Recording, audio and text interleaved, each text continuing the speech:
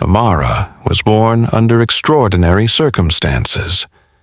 Her beauty was so otherworldly that it defied explanation, but it came with a curse. From the moment she opened her eyes in the hospital, tragedy followed her.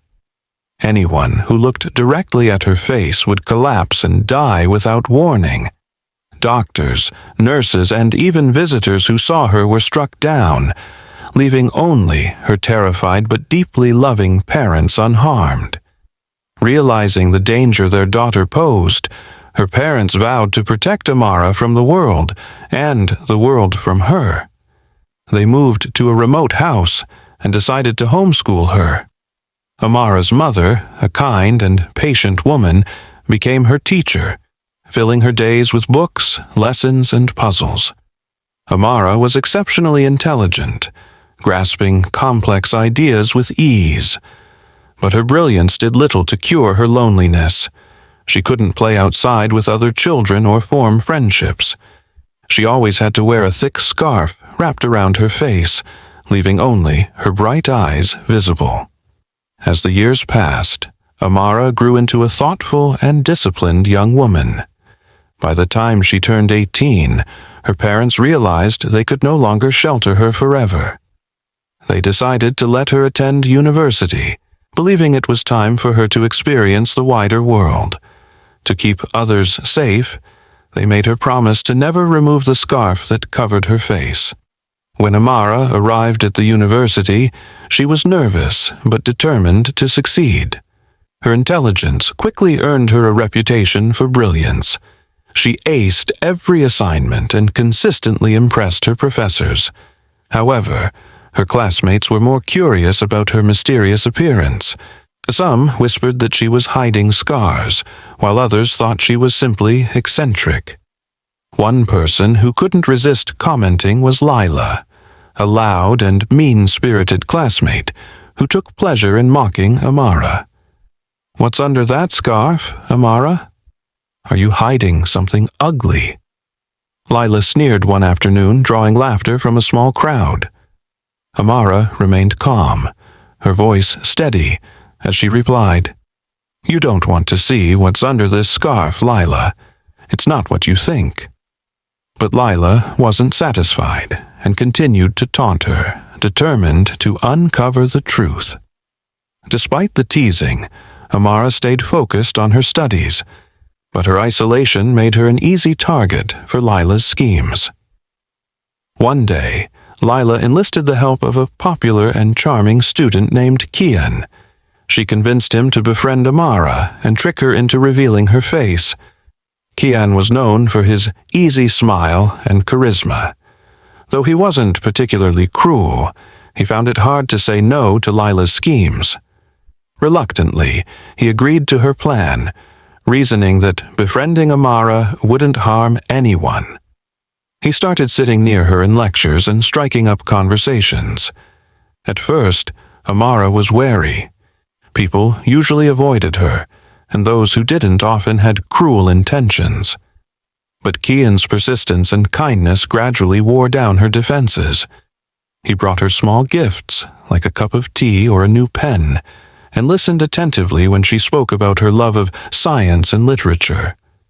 For the first time, Amara began to feel the warmth of friendship. One evening, Kian invited Amara to study in the library. He seemed genuinely interested in her knowledge and even praised her for her intellect. Feeling hopeful, Amara accepted his invitation. What she didn't know was that Kian had a packet of sleeping powder hidden in his pocket, a cruel addition to Lila's plan.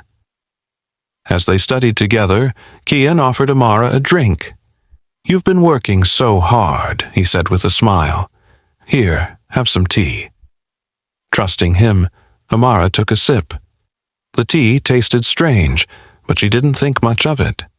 Soon, her eyelids grew heavy, and she drifted into a deep sleep. Kian hesitated as he watched her fall unconscious. He knew what he was about to do was wrong, but Lila's voice echoed in his mind, urging him on. Slowly, He reached out and untied the scarf that had always concealed Amara's face. As the scarf fell away, Kian froze. Amara's face was more beautiful than anything he had ever seen. It was not just physical beauty, it was something unearthly and overwhelming. But in the next moment, he felt an unbearable pressure in his chest. His vision blurred, and his knees buckled. He tried to gasp for air, but it was no use. The sheer force of her beauty was too much for his body to handle. Within seconds, Kian collapsed to the floor, lifeless. When Amara woke up, she felt groggy and disoriented. She noticed her scarf lying on the floor and gasped in horror. Then she saw Kian's body, still and unresponsive. Tears streamed down her face as she pieced together what had happened. "Why didn't you listen to me?" she whispered, her voice breaking. "I warned you." The commotion soon attracted other students, who screamed when they saw Kian's body. Security and police were called, and Amara was taken in for questioning. She tried to explain what had happened, but her story sounded unbelievable. Only after her parents confirmed her strange condition did the authorities decide she wasn't responsible for Kian's death. After the investigation, Amara was released into the care of her parents. They held her tightly when she returned home, their faces full of worry. "Maybe I should just stay away from everyone forever," Amara said quietly, her voice trembling with despair. Her mother knelt beside her, taking her hands. "You can't hide from the world forever, Amara," she said gently. "You've worked so hard to get here, and you deserve a life beyond this house. People will say and do hurtful things, but you mustn't let fear control you. You have so much to offer the world." Amara listened, but the weight of guilt still hung heavy on her heart. She was terrified of hurting anyone else. "But Mom, what if it happens again? I can't bear to lose another person because of me." Her mother's eyes softened. "You must trust yourself, my dear. You warned him, and he chose not to listen. That was his decision, not yours. You can't let this stop you from living your life." With her parents' encouragement, Amara decided to return to school. She was determined to stay focused on her studies and avoid confrontations, especially with Lila, who was now more antagonistic than ever. Lila, furious that her plan had gone so horribly wrong, was more determined than ever to make Amara's life miserable. She spread cruel rumors about her, accusing her of being dangerous and calling her a monster. "She's just hiding because she's ugly," Lila would say loudly in the cafeteria, drawing laughter from her group of friends. Amara tried to ignore the whispers and stares, but it wasn't easy. The only person who seemed genuinely kind to her was a new student named Ethan. Ethan was tall, quiet, and had a warm, easygoing nature. He noticed Amara sitting alone in the library one day and decided to join her. "Do you mind if I sit here?" he asked, his voice gentle. Amara hesitated, her eyes peeking out from behind her scarf. "Sure," she said softly. Over time, Ethan began to spend more time with her. He didn't ask about her scarf or try to pry into her personal life. Instead, he talked about books, music, and his passion for art. His calm and accepting demeanor slowly put Amara at ease, and she found herself smiling more often in his presence. Lila, however, noticed their growing friendship and seethed with jealousy. She had tried to charm Ethan when he first arrived, but he had politely brushed her off. Seeing him with Amara only fueled her rage. One afternoon, Lila confronted Amara in the middle of the cafeteria. "So, you've got Ethan under your spell now," she sneered. "What are you doing to him? Hypnotizing him with your weirdness?" Amara closed her book and looked up, her gaze calm but firm. "I don't need to explain myself to you, Lila," she said. Maybe you should focus on your own life instead of obsessing over mine." The students nearby gasped, surprised by Amara's boldness. Lila's face turned red with anger. "You think you're better than me, don't you?" she spat. "Just because you hide behind that stupid scarf doesn't mean you're special." Amara stood up, her voice steady. "I'm not hiding because I'm ashamed, Lila. I'm protecting people like you who don't know when to stop pushing." She took a step closer, her tone cutting. "Maybe, if you spent more time working on yourself instead of tearing others down, you wouldn't feel so small." Lila was left speechless as the surrounding students murmured in agreement. Humiliated, she stormed out of the cafeteria, her entourage awkwardly trailing behind her. As weeks passed, Ethan and Amara's friendship grew stronger. He admired her intelligence and kindness, and she found comfort in his steady presence. One evening, as they walked together after class, Ethan turned to her and said, "Amara, I've been wanting to tell you something." She looked at him, her heart pounding. "What is it?" "I care about you," he said, his voice earnest. "Not just as a friend. I think you're amazing, and I want you to know that. I don't care about the scarf or what people say. I just want to know the real you." Amara's breath caught in her throat. "You don't understand," she said. "If you see my face, you could die. It's happened before. That's why I wear this scarf." Ethan didn't flinch. "I don't believe that. And even if it were true, I'd still want to be here with you."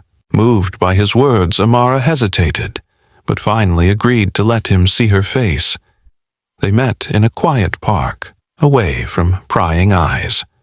With trembling hands, she untied the scarf and let it fall. Ethan stared at her, his eyes widening, not with fear, but with awe.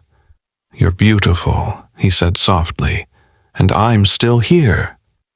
Tears filled Amara's eyes as she realized the curse had been broken. She smiled for the first time without fear, feeling a weight lift from her shoulders. The next day, Amara walked into campus without her scarf. Her classmates were stunned. Whispers of admiration and disbelief rippled through the halls. Even Lila was speechless when she saw Amara's face. Amara held her head high, her confidence growing with every step. She knew she was no longer bound by the curse or the fear it had instilled in her. For the first time, she felt free to live her life as her true self. As she walked past Ethan, he smiled and gave her a small wave. She smiled back, knowing that his love and acceptance had made all the difference. Amara's story was no longer one of isolation and fear. It was a story of strength, love, and finding her place in the world. As Amara embraced her newfound confidence, she began to reflect on the journey that had brought her here. For years, she had hidden behind her scarf, consumed by fear of her curse. But now, she realized that her strength had always been within her. The days following her decision to reveal her face were filled with curiosity and admiration from her classmates. Many approached her with kind words, and some even apologized for doubting her. However, there was one person Amara hadn't heard from: Lila. Lila had been avoiding Amara ever since the confrontation in the cafeteria. Her once loyal entourage had started to distance themselves, tired of her relentless schemes. One afternoon, Amara spotted Lila sitting alone on a bench, her head bowed. Something about the scene tugged at Amara's heart. Taking a deep breath, Amara walked over and sat down beside her. Lila looked up, startled, and immediately scowled. "What do you want?" she snapped. Amara's voice was calm. "I wanted to talk. I'm not here to argue." Lila scoffed but didn't move away. "Why would you want to talk to me? After everything I've done? Because I know what it's like to feel alone, Amara replied. And I think you're hurting more than you let on. Lila's bravado faltered. Her shoulders slumped, and she stared at the ground. You wouldn't understand, she muttered. Everyone thinks I'm this confident, popular girl, but I've just been trying to prove I'm worth something. Amara nodded, her tone gentle. You don't have to tear others down to prove your worth, Lila. You're more than the person you've been pretending to be. For the first time, Lila looked at Amara with something other than hostility. Her eyes glistened with unshed tears, and she nodded silently. Though it would take time, that conversation marked the beginning of a subtle but meaningful change in Lila. Graduation day arrived, and the campus buzzed with excitement. Students dressed in their best attire, ready to celebrate their achievements. Amara chose a simple but elegant dress that complemented her radiant confidence. For the first time, she walked into a crowded room without her scarf, and instead of fear, she felt pride. Her parents sat in the audience, beaming with joy. Ethan stood beside her, offering quiet encouragement. As Amara received her diploma, the applause was deafening. She had not only excelled academically, but had also inspired her peers with her courage and resilience. After the ceremony, Ethan pulled her aside. You've come so far, he said, his voice full of admiration. I'm so proud of you. Amara smiled, her eyes glistening. I couldn't have done it without you, she replied. You taught me that love and acceptance are more powerful than fear. As they stood together under the warm afternoon sun, Amara felt a sense of peace she had never known before. She was ready to step into the future, free from the shadow of her curse and filled with hope for the life ahead. Amara's journey didn't end with graduation. She pursued her passion for science, earning a scholarship to a prestigious research institute. Her work would go on to make a meaningful impact in her field, but her greatest achievement was the life she built for herself, a life filled with love, friendship, and purpose. Ethan remained by her side, their bond growing stronger with each passing day. Though her path had been marked by pain and loss, Amara's story became one of triumph and transformation. She had faced her fears, embraced her true self, and discovered that even the darkest curses could be broken by the light of love. And so, Amara walked forward into her future, confident that she was no longer defined by her past, but by the limitless possibilities ahead. Thank you for watching. Please subscribe to the channel.